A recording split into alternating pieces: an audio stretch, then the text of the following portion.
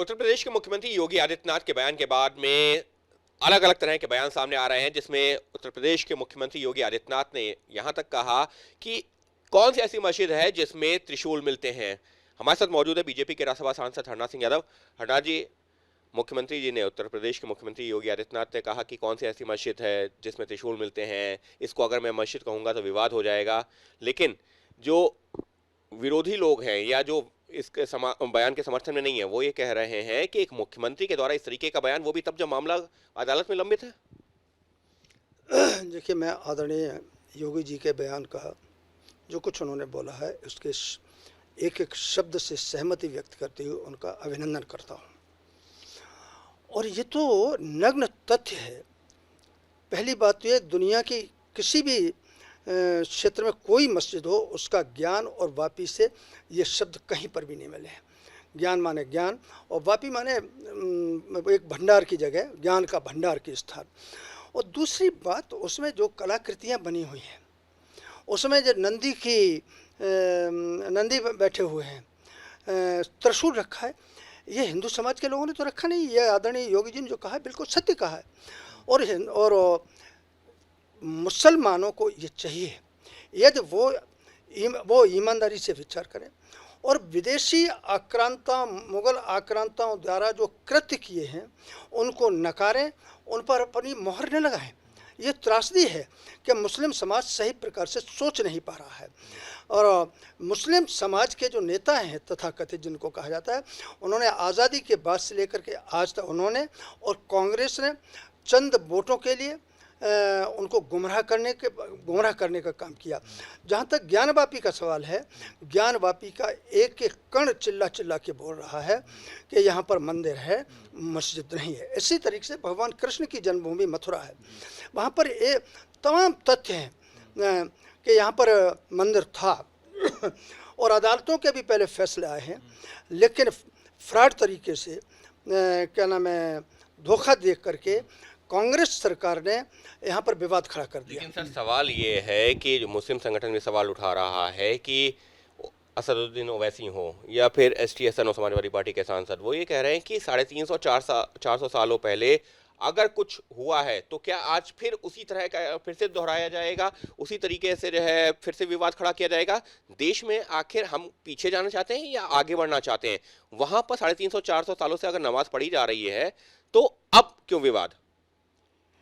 यदि असदुद्दीन ओवैसी साहब का और मुस्लिम विद्वान गुरुओं का कुरान के प्रति आस्था है, श्रद्धा है, सम्मान है, तो कुरान में ये स्पष्ट लिखा हुआ है कि गैर कानूनी तरीके से ली हुई ज़मीन पर यदि कोई क्या नाम है मस्जिद खड़ी की जाती है तो वो गलत है और वहाँ की इबादत जो है खुदा नहीं स्वीकार करेगा।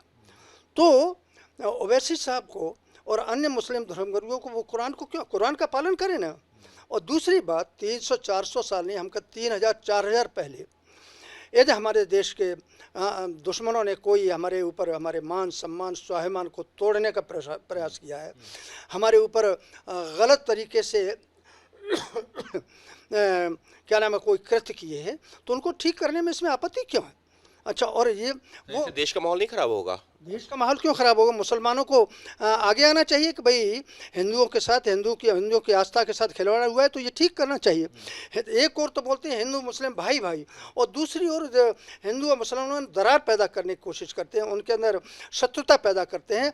ये केवल कांग्रेस के सहयोगी दल यानी INDIA और ओवैसी जैसे लोग ये काम कृत्य कर रहे हैं। लेकिन प्लेसेस ऑफ वर्शिप एक्ट का भी हवाला दिया जा रहा है, उसमें साफ तौर पर कहा गया है कि आज़ादी से पहले जो चीज़ जिस स्थिति में थी उस स्थिति में रहनी चाहिए। ये जो है प्लेसेस ऑफ वर्शिप एक्ट का लगातार हवाला दिया जा रहा है। देखिए,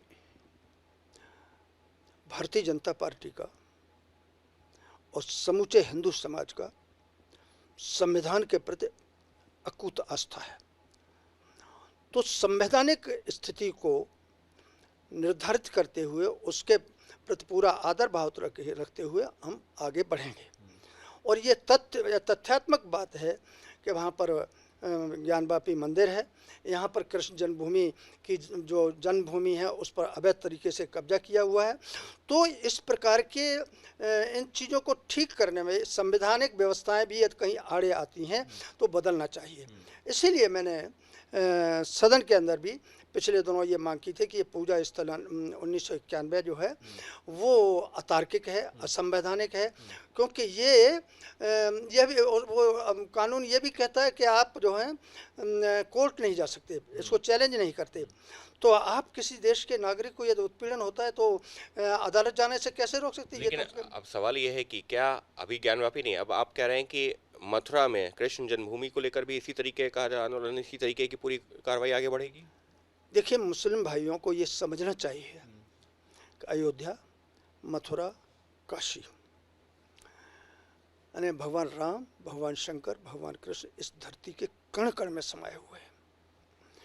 उन्हें अपने दिल को चौड़ा करते हुए और ये दोनों ज्ञानवापी और भगवान श्री कृष्ण की जन्मभूमि को जो है हिंदुओं को सौंप देना चाहिए। और देश जो आगे बढ़ रहा है, देश दुनिया के अंदर जो विश्वगुरु बनना चाहता है, इसमें सहयोगी बनना चाहिए। लेकिन ऐसे तो जो मुस्लिम पक्ष ये भी कह रहा है, फिर तो जो है देश भर में 3000 मस्जिदों के ऊपर इसी तरीके से दावा ठोका जा रहा है, हर जगह मस्जिद को तोड़ करके मंदिर बनाने की बात की जा रही है, तो ये कैसे देश चलेगा फिर? नहीं, हर जगह मस्जिद की बात मैं नहीं कर रहा हूँ। मैं तो अभी केवल ज्ञानवापी और भगवान कृष्ण की जन्मभूमि की बात कर रहा हूँ। और ये पूजा स्थल 1991 समाप्त होना चाहिए, यह सरकार से मांग करता हूँ। साफ तौर पर बीजेपी के राज्यसभा सांसद हरनाथ सिंह यादव, जिनका ये कहना है कि जो उत्तर प्रदेश के मुख्यमंत्री योगी आदित्यनाथ ने बयान दिया है वो तो ठीक है ही, वहाँ पर तो जो है ये कार्रवाई होनी ही चाहिए, वहाँ पर तो मुस्लिम समाज को भी सामने आना चाहिए लेकिन सिर्फ वाराणसी ही नहीं, सिर्फ काशी ही नहीं, बल्कि मथुरा की भी अब मांग उठा रहे हैं कि मथुरा में भी कुछ उसी तरीके का विवाद है, मथुरा में भी शाही ईदगाह में कुछ उसी तरीके की आकृतियां हैं, तो वहां पर भी अब मुस्लिम समाज को बढ़ चढ़ करके पूरे देश में सामने आना चाहिए। और कम से कम काशी और मथुरा, यानी कि अब मथुरा को लेकर भी मांग प्रखर होती जा रही है कि वहां पर जो पूजा स्थल हैं उन पर जो मुगल आक्रांताओं ने अपनी जो छाप छोड़ी है उसको मिटाना चाहिए। और रही बात जो 1991 का पूजा स्थल कानून है, उसमें भी संशोधन होना चाहिए, उसको समाप्त करना चाहिए, ये मांग कर रहे हैं बीजेपी के राज्यसभा सांसद हरनाथ सिंह यादव। सहयोगी कैमरा पर्सन वेद पांडे के साथ अंकित गुप्ता, एबीपी न्यूज़, दिल्ली।